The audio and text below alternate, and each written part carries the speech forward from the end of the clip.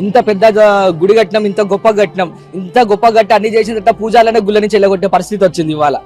పొద్దున్న నుంచి ఇదే గొడవ. అసలు ఊరోళ్ళు వచ్చిన పూజారులు వచ్చినా ఎవరు వీళ్ళు గేట్లు తీయడం కానీ ఏం చేస్తలేరు, వీళ్ళకి ఆర్డర్ లేవట, పర్మిషన్ లేదా, పర్మిషన్ తెచ్చుకోండి అని చెప్తాను. మరి పర్మిషన్ కావాలంటే జాతర చేయాలంటే ఎవరు పర్మిషన్ తెచ్చుకోవాలి చెప్పండి, మేము పోయి వాళ్ళ పర్మిషన్ తెచ్చుకుంటారు. 2 రోజులన్నా జాతర ఆఫ్ చేస్తాం, మరి ఏం చేస్తాం? మరి చూడండి గద్దెలలో చూడండి, అసలు వాళ్ళందరూ ఎవరు, అది పూజారులు ఉండే ప్లేస్లలో వాళ్ళు ఎవరో వచ్చి చూడండి, మీరు చూడండి ఒకసారి అదంతా ఫోకస్ చేసి చూపెట్టండి. పూజారులను ఎల్లగొట్టి వాళ్ళు ఆడ volunteers, blue colour NSS volunteers అన్నారు, వాళ్ళు ఎందుకు వచ్చిండ్రు, అసలు ఎవరు పర్మిషన్ మీద వచ్చిండ్రు? గద్దెలలో మొత్తం వాళ్ళే ఉన్నారు, అందులో పాటు ఆ మున్సిపాలిటీ వాళ్ళు ఉన్నారు. అది గుడా లేకపోతే ఇంకేమైనా అనుకుంటాను, మొత్తం చెత్త గీక్తాను, మొత్తం చెత్తని గీక్ పడేస్తాను. పూజారులు వస్తే పూజారులతో కూడా పొద్దునట్టు గొడవ, మధ్యాహ్నం వచ్చిన గొడవ, ఇదే గొడవ వీళ్ళతోటి. వీళ్ళకంటే పర్మిషన్ లేదట, పూజారులను ఎలవ్ చేసే పర్మిషన్ లేదట.